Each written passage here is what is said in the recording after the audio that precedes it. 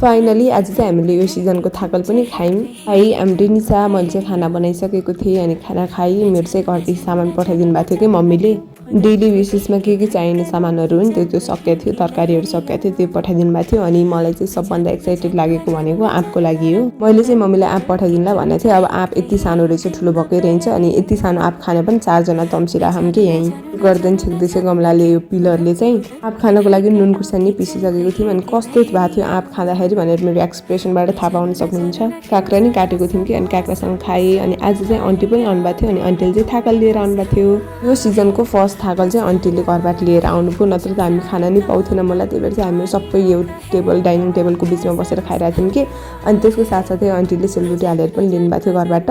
नि चिया पनि बनेको थियो अनि चिया र सेलरोटी खायौँ हामीले। अनि यत्तिकैमा मौसम परिवर्तन भयो अनि हावाहुरी लाग्न सुरु भइहाल्यो। पानी पनि परिरहेको थियो, हावाहुरी पनि लागिरहेको थियो अनि टिनहरू पनि उडाइरहेको थियो कि। अनि माथिको घरको त टिन पुरै उडाएर हात्ते थियो अनि त्यतिकैमा बत्ती पनि गयो। हावाहुरी लगाएपछि बत्ती जानै पर्यो। गर्ने केही नभएर हामीले लुडो खेल्यौँ। सो आजको दिन यसै गरी बित्यो।